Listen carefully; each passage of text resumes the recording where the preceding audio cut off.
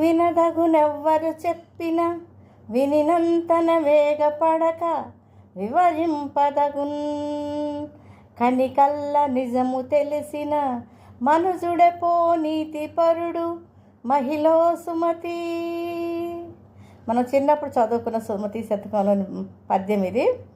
అది మనకు చిన్న చిన్న క్లాసుల్లోనే నేర్పిస్తారు. ఎందుకంటే మానసిక వికాసం అనేది చిన్న వయసులోనే రావాలి అని చెప్పేసి ఇటువంటి నీతి పద్యాలన్నీ కూడా మనకి 2-3 తరగతులు కాదేమో కానీ 4th క్లాస్ నుంచి మాత్రం 4వ తరగతి నుంచి మాత్రం నేర్పిస్తూ ఉంటారు కదండి. అవును, ఎవరు చెప్పినా వినొచ్చు, వినాలి కూడా. ఎందుకంటే అవతల వాళ్ళ యొక్క వ్యక్తిత్వం ఏంటి మనం తెలుసుకోవడం కొరకు ఎవరు చెప్పినా వినాలి. కానీ వినిన తర్వాత ఆ వినినటువంటి విషయము వారు చెప్పేది మంచా చెడా అని మనం గుర్తెరిగి ఒకవేళ మంచి అయితే అవలంబించాలి, చెడు అయితే మనం దాన్ని విస్మరించాలి. అంతేగాని వాళ్ళని మాత్రం తోలనాడకూడదు. అది ఎందుకంటే మనకు ఎదుటి వ్యక్తిని తోలనాడే హక్కు మనకి లేదు. కాబట్టి ఎవరు చెప్పినా వినిన దానిలో మంచి ఉంటే స్వీకరించాలని దీని యొక్క భావం.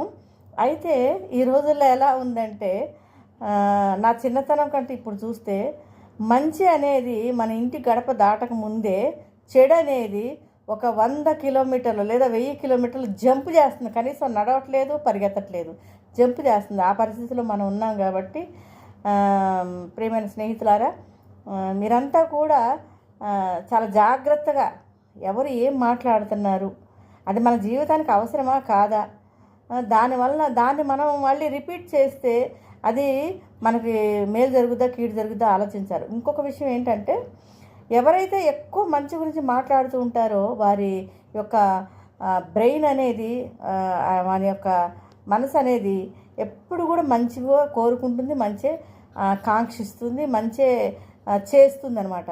అలా కాకుండా మనము చెడుని ఆకర్షితులు అయితే ఉంటాం. చెడు చాలా స్వీట్గా అనిపిస్తుంది. చెడు మాటలు ఎవరైనా తిట్టేది విన్నా కానీ, ఇంకా లేకపోతే ఇంకెవరన్నా మనం ఎలా అంటా అలా అంటా అని చెప్పుకోవడం వినడంలో ఆనందం ఉంటుందేమో కానీ అది మన జీవితాన్ని నాశనం చేస్తుంది.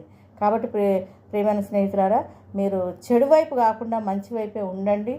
ఈ రోజుల్లో ఎంతోమంది ఒకరినొకరు దూషించుకుంటున్నారు. మీడియా యూట్యూబ్ ఓపెన్ చేస్తే అసలు వినలేని మాటలు వింటున్నాం మనం.